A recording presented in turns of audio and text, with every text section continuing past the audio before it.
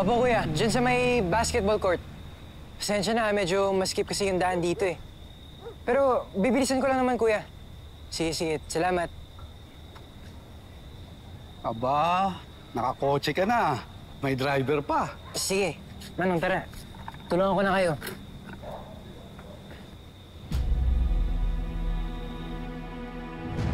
Mahirap talaga to sa Jologs, boy. Pakilapag mo na lang dyan, Toy. Big time na pala yung ate mo.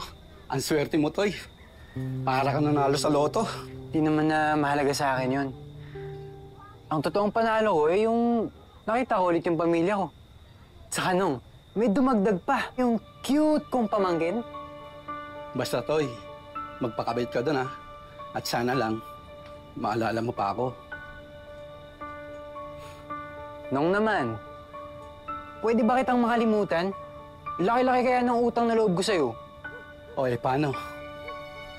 Aambunan mo pa rin ako. Kahit pa minsan-minsan.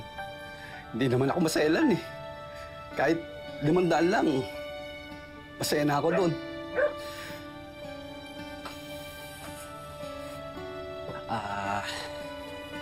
Bahala na, Nong. Alam niyo yun, medyo nahiya pa rin akong humingi kay ate eh. Lalo na dun sa asawa niya. Bakit naman? Di ba, pamilya mo sila? Pera lang yun. Saka, mayaman naman sila.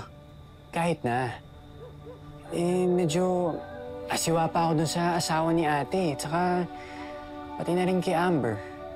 Oh, akala ko ba kaibigan mo si Amber? Basta Nong, medyo masalimuot pa eh. Pero huwag kayong mag-alala, promise.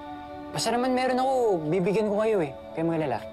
O sige, para hindi ka na masyadong gabahin. Tapusin ko lang yung pag-iimpake ko eh. Sigurado kong naghihintay na rin sila ate sa akin eh. Nakita ko na yung bahay ni Tristan. Mahirap lang sila. Miserable yung lugar. Parang-parang yung bahay. Okay. Hatid mo na ako sa bahay. Ano? Sinundan lang talaga natin? I just wanna know where he lives. Tsaka na ako magpapakilala. At mamumulot ng ebidensya para wasakin si Lorena at ang pamilya niya. So come on, let's go.